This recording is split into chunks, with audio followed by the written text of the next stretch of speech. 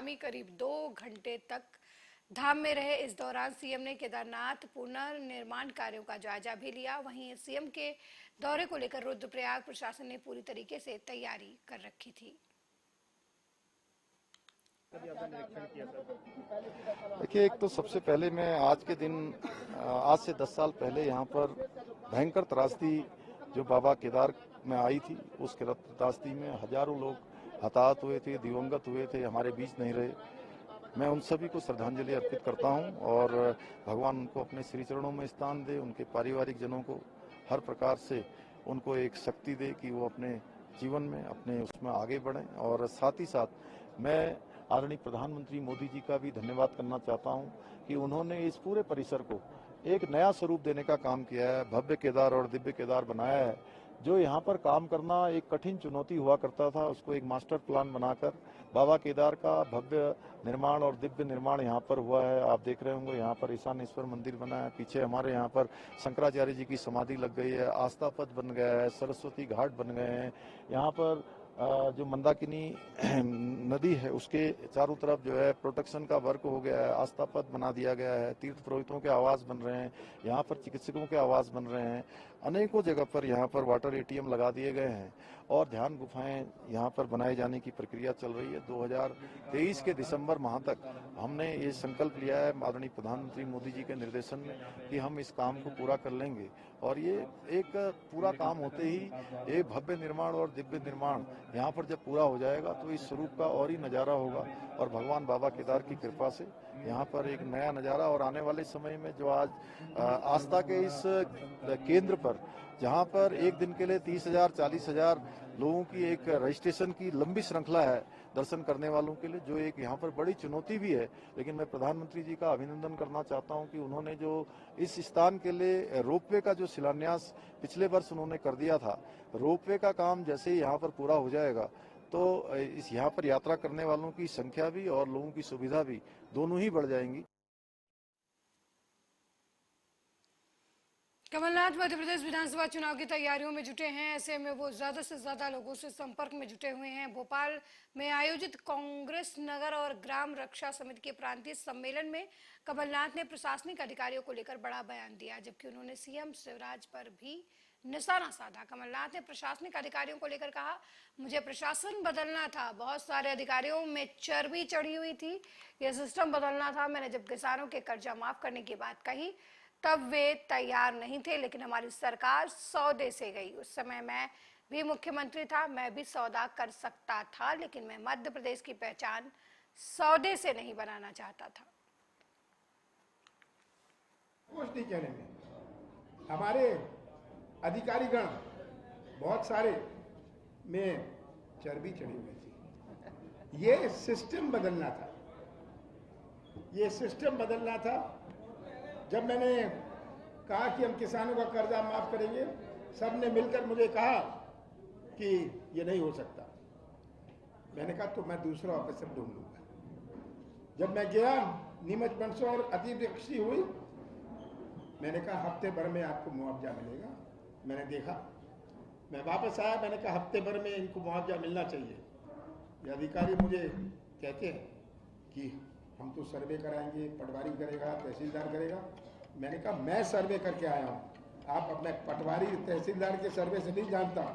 7 दिन में अगर आपका मुआवजा नहीं बटा, मैं आपके कमरे में ताला लगवा दूंगा। ये जो बात मैं कहना चाह रहा हूँ, मेरे सामने चुनौती कौन सी नहीं थी। सबसे पहले सिस्टम को बदलने कि लोगों में, हमारे अधिकारी वर्ग में, और मुझे कोई संकोच नहीं कहते, अधिकारी वर्ग को एक उत्साह हो, एक निष्ठा हो, और निष्ठा ऐसी हो कि उनको नींद ना आए अगर काम ना हो।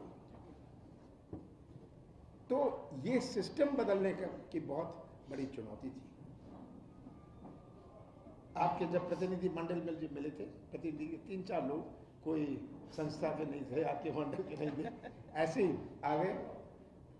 तो उन्होंने मांगे रखी, मैंने कहा मैं इस पर जरूर करूंगा, पर मुझे नहीं पता था हमारी सरकार चली जाएगी। सौदे से सरकार गई, मैं भी सौदा कर सकता था, मैं मुख्यमंत्री था। पर मैं पहचान मध्य प्रदेश की सौदे की राजनीति से नहीं बनाना चाहता था। मैं कुर्सी। वहीं झारखंड के मुख्यमंत्री हेमंत सोरेन ने बृहस्पतिवार को अधिकारियों को निर्देश दिए कि राज्य में अपराध नियंत्रण में किसी भी तरीके की ढिलाई बर्दाश्त नहीं की जाएगी। बैठक के दौरान सीएम सोरेन ने अधिकारियों से हत्या, डकैती, जबरन वसूली, चोरी, साइबर अपराध, महिलाओं के खिलाफ हिंसा, SC/ST एक्ट, उत्पीड़न, अपहरण, पोक्सो एक्ट, बलात्कार जैसे अलग अलग आपराधिक अपराधों में दर्ज मामलों का विश्लेषण करने को कहा और अपराध के मुख्य कारणों का पता लगाने पर भी चर्चा की।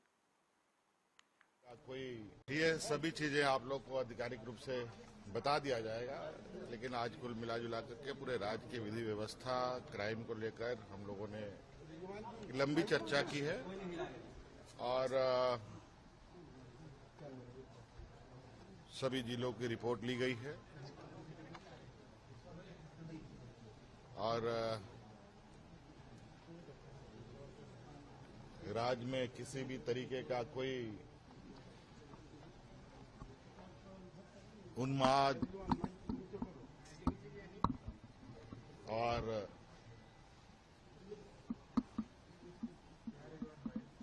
विधि व्यवस्था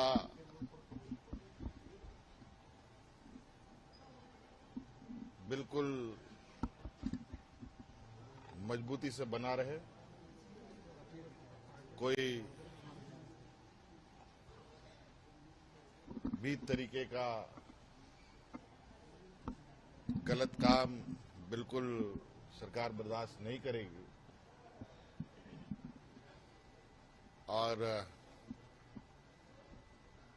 जहां जिस चीजों की जरूरत है, किसी चीजों की कमी है,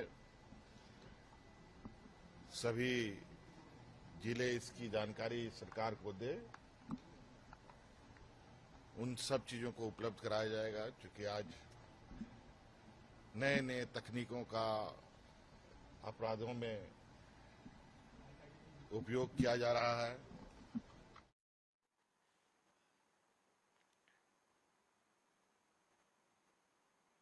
वहीं केंद्र की नरेंद्र मोदी सरकार के 9 साल पूरे होने के अवसर पर बीजेपी नेता बीजेपी सरकार के कामों को जनता के बीच बता रहे हैं।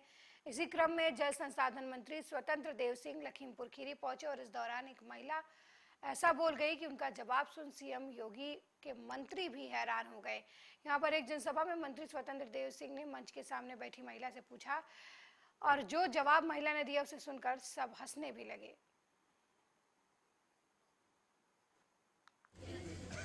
इनको आप पहचानती हैं? आप लोग पहचानती हैं ना? अच्छा, पहचानती होंगे। ये प्रधान जी को पहचानती हैं? इनको पहचानती हैं? इन्हीं पानी पहुंचा रहे हैं। इनका को नहीं जान, सबको जानते हैं, लुच्चा है गांव के। अच्छा, बैठो बैठो बैठो।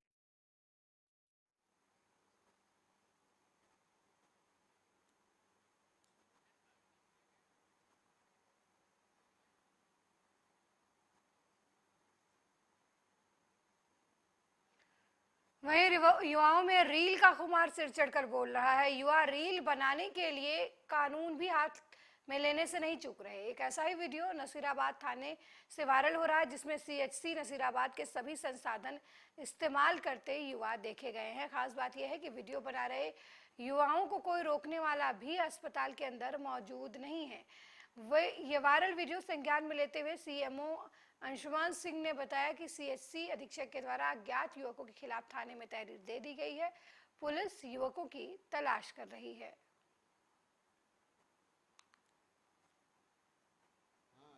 संज्ञान में आया है, वहाँ के अधीक्षक जो है वो SO नसीराबाद को तहरीर दिए हैं। SO नसीराबाद जो है जांच कर रहे हैं और दोषियों के ऊपर कार्रवाई की जाएगी। स्टाफ अंदर थे लेकिन ये बाहर ही बनाई गई है। अब उसमें जांच के बाद ही पता चलेगा कि कौन दोषी है। हाँ, ये मामला संज्ञान। वहीं मध्य प्रदेश के इंदौर में बीती रात हिंदू संगठन के एक कार्यकर्ता पर दर्ज आपराधिक मामले को लेकर इंदौर पुलिस के खिलाफ प्रदर्शन कर रहे बजरंग दल और विहिप कार्यकर्ताओं पर पुलिस ने लाठीचार्ज किया। इस घटना का जानकारी देते हुए एडीसीपी राजेश रघुवंशी ने कहा कि कुछ लोगों ने सड़क जाम कर दिया था और पुलिस पर पथराव भी किया। पुलिस ने उन्हें तितर-बितर करने के लिए बल प्रयोग किया। अब स्थिति सामान्य है। इस घटना में 5 पुलिसकर्मी घायल हो गए। कुछ लोगों को गिरफ्तार भी किया गया है।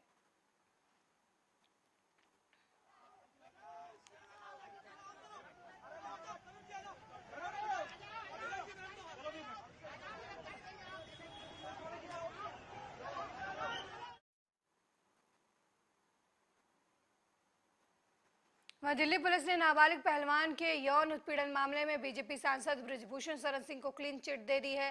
दिल्ली पुलिस ने बृजभूषण शरण सिंह के खिलाफ 7 पहलवानों द्वारा लगाए गए यौन उत्पीड़न के आरोपों में गुरुवार को 2 अदालतों में चार्जशीट दाखिल की है। एक चार्जशीट 6 बालिग महिला पहलवानों की शिकायत पर केस में राउज एवेन्यू कोर्ट में दाखिल की गई, जबकि दूसरी चार्जशीट पटियाला कोर्ट में नाबालिग की शिकायत पर दर्ज केस में दाखिल की गई। नाबालिग द्वारा लगाए गए आरोपों में दिल्ली पुलिस ने बृजभूषण को क्लीन चिट दे दी है। अब इस पर कांग्रेस मुखर हो गई है। कांग्रेस नेता सुप्रिया श्रीनेत ने प्रेस वार्ता करते हुए बीजेपी को घेरा और कहा कि आज बीजेपी का नारा है, बेटी डराओ, बृजभूषण बचाओ।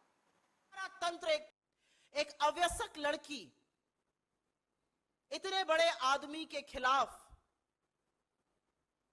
पॉक्सो की शिकायत दर्ज करती है, यौन शोषण का आरोप लगाती है और फिर सारा तंत्र, सारी पुलिस, इस देश की सत्ता, इस देश की सरकार, सरकार के मंत्री, सरकार के सांसद मिलकर एक तरफ उस लड़की के खिलाफ खड़े हो जाते हैं और संरक्षण बृजभूषण शरण सिंह को दिया जाता है और उस लड़की को गलत साबित करने पर लोग तुल जाते हैं। सारा तंत्र एक तरफ है और उसके बाद उसके पिता के हवाले से वो बयान वापस ले लिया जाता है। यह देश की जनता तय करे कि क्या प्रभाव के तहत यह किया गया, क्या सत्ता का दुरुपयोग किया गया, क्या सारा तंत्र एक आदमी को बचा रहा था। क्योंकि अब एक बात साफ है, भारतीय जनता पार्टी का जो नारा है बेटी बचाओ बेटी पढ़ाओ, वो है बेटी डराओ और बृजभूषण बचाओ। पूरी तरह से यह बात साफ तौर से अंकित हो चुकी है। मैं आपसे पूछना चाहती हूं, पॉक्सो का जब गंभीर आरोप किसी के खिलाफ लगता है तो तुरंत कार्रवाई की मांग होती है और वो कार्रवाई होती है तुरंत हिरासत में लिया जाए। 45 दिन तक बृजभूषण शरण सिंह से पूछताछ तक नहीं करती Delhi police. Delhi police FIR तब दर्ज करती है जब सुप्रीम कोर्ट हस्तक्षेप करता है। वहीं विपक्ष की एकजुटता के बीच आप सरकार में स्वास्थ्य मंत्री सौरभ भारद्वाज ने कांग्रेस पर हमला बोल दिया। सौरभ ने प्रेस कॉन्फ्रेंस कर कहा कि कांग्रेस में लीडरशिप और आइडियल क्राइसिस है और देश की सबसे पुरानी पार्टी देश की सबसे नई पार्टी की आइडियल और मैनिफेस्टो चुराने लगी है।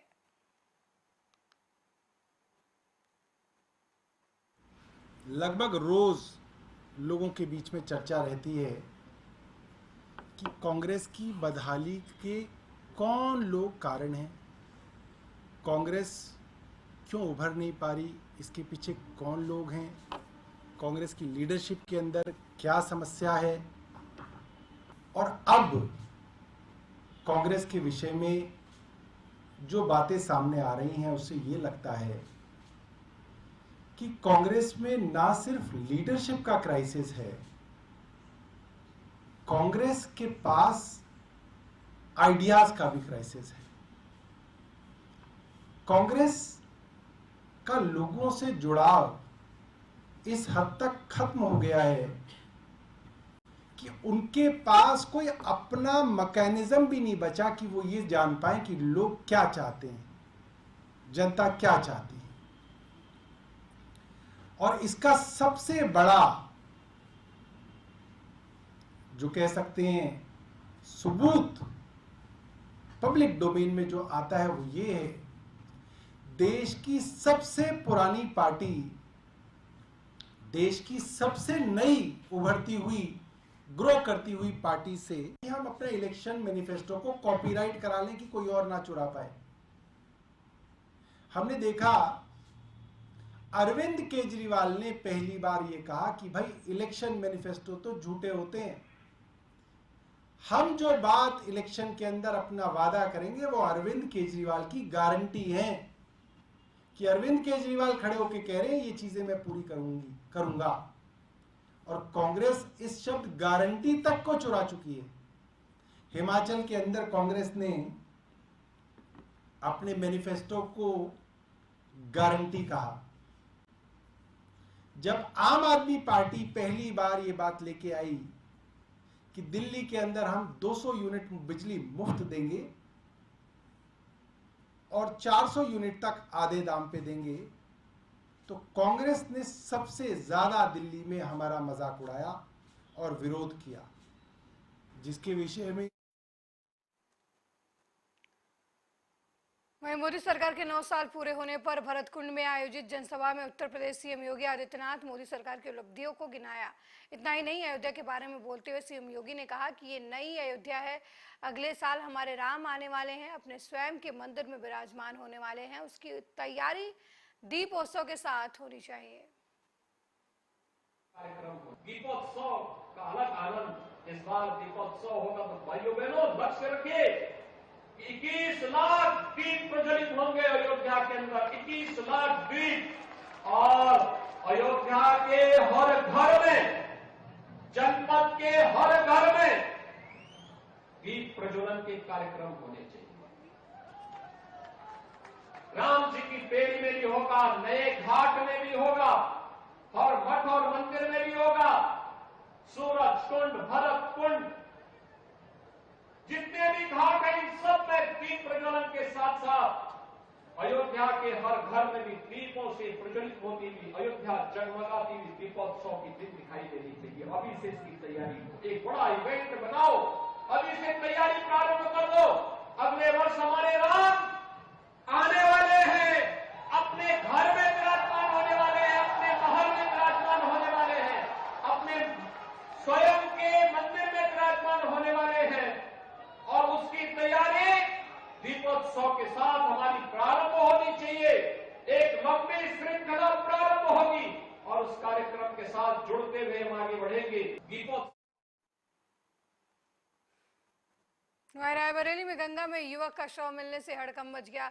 ये घटना गदागंज थाना क्षेत्र के प्रयागपुर ग्राम सभा के सुल्तानपुर बढ़िया घाट गंगा नदी की है, जहां पर युवक का शव संदिग्ध अवस्था में तैरता हुआ मिला, जिसकी सूचना स्थानीय लोगों ने गदागंज पुलिस को दी। वहीं मौके पर पहुंची पुलिस ने जांच में युवक की पहचान रुद्र प्रताप सिंह के तौर पर की, जो खागा तहसील में वसूली अमीन के पद पर तैनात था। परिजनों की माने तो दोपहर में तकरीबन 11 बजे वसूली का पैसा वापस रखकर वो घर से ये कहता हुआ निकला था कि थोड़ी देर में वापस आ रहा है, लेकिन जब युवक वापस नहीं आया तो उसकी तलाशी शुरू की गई और अब युवक का शव शिव गंगा नदी में मिला। फिलहाल पुलिस शव को कब्जे में लेकर पोस्टमार्टम के लिए भेज चुकी है और मामले की छानबीन कर रही है।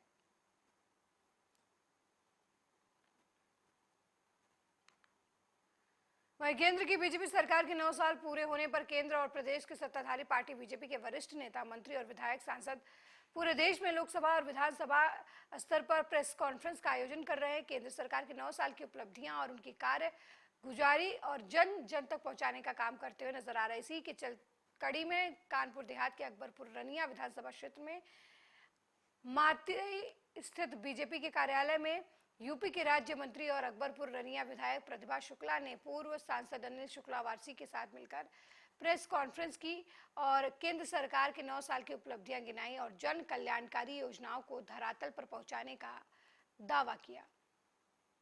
आज हमारे प्रधानमंत्री ने 9 वर्ष पूरे किए हैं, उसके लिए प्रेस वार्ता रखी गई थी, जो विकास कार्य गरीबों तक जन जन तक गए हैं। तो उसके लिए हम लोगों को बताना था कि हम लोग किस तरह से भारतीय जनता पार्टी काम करे, सबका साथ सबका विकास सबका प्रयास लेकर हम लोग इस विचारधारा के साथ काम कर रहे हैं। इसमें कोई जातिगत भेदभाव नहीं है, सभी के लिए काम हो रहा है। इसमें जो 9 कार्य उनके थे, तो उसमें हमारा राम मंदिर है वो बनाया गया। पहले कहा जाता था कि राम मंदिर कब बनाएंगे, अब हमारा वो बनकर तैयार हो रहा है, ये बड़ी उपलब्धि है। काशी का कॉरिडोर है, 3 तलाक का मुद्दा है, जो कि बहुत अच्छा उन्होंने एक उदाहरण प्रस्तुत किया और हमारे मुस्लिम समाज की बहनों का काफ़ी हद तक समस्या का निस्तारण किया। साथ ही साथ नए बुलंदशहर के सिकंदराबाद इंडस्ट्रियल एरिया में मौजूद उत्तर प्रदेश राज्य भंडारगृह पर सिकंदराबाद विधायक लक्ष्मीराज सिंह ने निरीक्षण किया और स्टॉक में भी इस दौरान कमी पाई गई। गंदगी के ढेर पर गरीबों का अनाज पड़ा हुआ था, जिसमें कंकड़, मिट्टी और गुटखा भी पड़ा हुआ मिला। साथ ही निरीक्षण के दौरान ना तो वहां के अधिकारी रजिस्टर में पूरी एंट्री दिखा पाए और कई महीने होने के बाद भी रजिस्टर पूरे नहीं पाए गए। विधायक के काफी फटकार लगाने के बाद भी अधिकारियों के रवैये में कोई बदलाव नहीं आया। वो कुछ बता नहीं सके और सिर्फ चुप्पी साधे हुए नजर आए। गौरतलब है कि गोदाम से उठकर राशन वितरण होने के लिए जिले के हर गांव में जाता है, जहां पर गांव-गांव में राशन डीलर वितरण करते हैं। वो ही गरीबों को राशन तौल में कम देते हैं। वहीं विधायक लक्ष्मीराज सिंह का कहना है कि जो भी इस मामले में दोषी पाया जाएगा उसके खिलाफ शासन स्तर से सख्त कार्रवाई की जाएगी। गेहूं या चावल कम नहीं है, रिकॉर्ड पूरा न होने की वजह से ये स्थिति ऐसी थोड़ी संदिग्ध प्रतीत हो रही है, लेकिन वास्तविक रूप से स्टॉक पूरा है। किसी भी प्रकार के सरकार की योजनाओं से कोई छेड़छाड़ नहीं हुई, स्टॉक पूरा है। स्टॉक कहाँ पे है फिर मौके पे नहीं है? मुझे लिखित में सूचना आई मेरे पास कि यहाँ जो है गोदामों में गड़बड़ है, लोग यहाँ धांधलीबाजी कर रहे हैं और ये मोदी जी, योगी जी का जो गरीबों के लिए राशन है उसकी चोरी कर रहे हैं लोग। और भारतीय जनता पार्टी की सरकार है, आज हम लोग की जिम्मेदारी कि चोरी ना हो और सही हाथों में, योग्यता के हाथों में जो है राशन पहुंचना चाहिए। जिम्मेदारी हम सबकी। इसी नाते मैं यहाँ आया। मैं चलते समय मैंने एसडीएम को भी जानकारी दी कि मैं वहाँ जा रहा हूँ, तो वो बताने लगी कि मैं जो है पेपर में हूँ, बीएड के पेपर में हूँ। बुलंदशहर में 14 साल की मूक बधिर नाबालिग से रेप की वारदात को अंजाम दिया गया। वहीं हैवान ने मूक बधिर नाबालिग को कुछ महीने पहले भी हवस का शिकार बनाया था। जानकारी के मुताबिक पीड़िता के परिजनों ने दावा किया कि पीड़िता 4 माह की गर्भवती थी और परिजनों की शिकायत पर पुलिस ने आरोपी को गिरफ्तार कर लिया है। साथ ही पुलिस ने पीड़िता को भी मेडिकल परीक्षण के लिए भेज दिया है। ये थाना खुर्जा नगर है, इसके अंतर्गत का ये घटना है। पीड़िता जो लड़की है उसके परिजनों की शिकायत पे अभियुक्त को गिरफ्तार किया गया है। उल्लेखनीय बात यह है कि वो लड़की जो है नाबालिग के साथ साथ वो मूक बधिर भी है, लेकिन उसने अपने परिजनों से शिकायत की, जिस पर परिजनों ने थाने को जानकारी दी और इसमें मुकदमा लिख लिया गया है। अभियुक्त गिरफ्तार कर लिया गया है और हमारी पूरी कोशिश रहेगी कि चूँकि इसने घृणित काम किया है तो इसमें कठोर से कठोर और शीघ्र से शीघ्र माननीय न्यायालय से इसमें कार्यवाही कराई जाएगी, इसको दंड दिलाएगा। नए मुख्यमंत्री योगी आदित्यनाथ और सुभाषपा के राष्ट्रीय अध्यक्ष ओम प्रकाश राजभर के बीच देर रात वाराणसी के सर्किट हाउस में बंद कमरे में करीब 25 मिनट की मुलाकात हुई। वहीं इसकी पुष्टि सुभाषपा के मुख्य प्रवक्ता अरुण राजभर ने की। अरुण ने साफ संकेत दिया कि लोकसभा चुनाव से पहले सुभाषपा का गठबंधन बीजेपी से हो सकता है। इसकी औपचारिकता पर गुरुवार रात मुख्यमंत्री से चर्चा भी हुई। वहीं ओपी राजभर के गठबंधन को लेकर प्रतिक्रिया भी सामने आई है। तो उस उद्देश्य से हम दूरी कम करने के नियत से मैं कल यहाँ सर्किट हाउस आया तो देखा कि सिक्योरिटी बहुत यहाँ लगी थी, तो हमने पूछा कि क्या बात है, तो पता लगा मुख्यमंत्री जी से आ रहे हैं। बस इतनी सी बात है, ना हमारी मुख्यमंत्री जी से मुलाकात है ना कोई बात है। आधे घंटे कम हो रही हैं क्या? नहीं देखिए, जो आप लोग बता रहे हैं इसमें एक पैसे की भी सच्चाई नहीं है। हमारी उनकी मुलाकात ही नहीं हुई तो फिर आधे घंटे या 10 मिनट की बात का कहा जाए। अरुण राजभर ने कंफर्म किया कि 25 मिनट मुलाकात हुई है। 25 मिनट रात में मुलाकात हुई। आपकी मुस्कुराहट कुछ कह रही है। क्या निकला? मेरे साथ इस बुलेटिन में फिलहाल इतना ही। देश दुनिया की तमाम खबरों को देखने के लिए देखते रहिए आर्या न्यूज़। नमस्कार।